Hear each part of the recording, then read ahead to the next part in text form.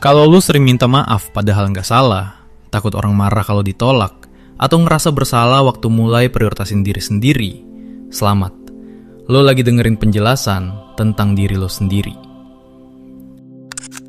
Orang yang susah bilang tidak ke orang lain sering disebut people pleaser. Ini bukan cuma soal baik hati. Ini pola psikologis di mana seseorang ngerasa nilai dirinya ditentuin dari seberapa bisa dia menyenangkan orang lain. Masalahnya pola ini jarang lahir tiba-tiba.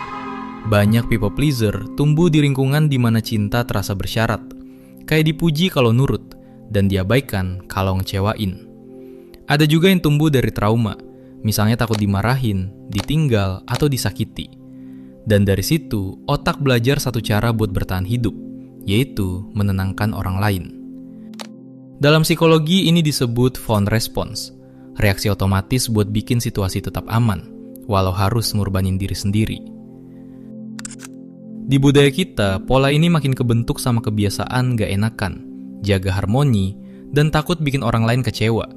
Jadi menolak pun kerasa kayak ancaman sosial. Ciri-cirinya kelihatan jelas, seperti susah bilang tidak walau capek, sering minta maaf walau gak salah, ngindarin konfrontasi, dan ngerasa bersalah begitu mulai bikin batasan. Hidupnya pelan-pelan muter di sekitar validasi, takut ditinggal, takut dibenci, dan sering gak sadar kalau sedang dimanfaatkan. Dampaknya berat. Secara mental, ini bikin kelelahan emosional kronis, dan rasa kesal yang dipendam terus. Secara fisik, stres yang numpuk bisa berubah jadi insomnia. Hubungan pun ikut rusak. Orang lain makin nuntut, sementara diri sendiri makin kosong. Terus, gimana cara keluar dari sini? Pertama, sadari dulu, ini cuma pola survival, bukan jati diri lo. Kedua, jangan langsung jawab iya. Beri jeda, tanya ke diri sendiri. Gue beneran mau atau cuma takut nolak?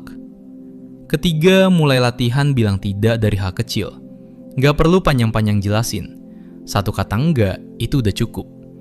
Kalau mau, lo bisa nawarin alternatif, tapi jangan merasa wajib.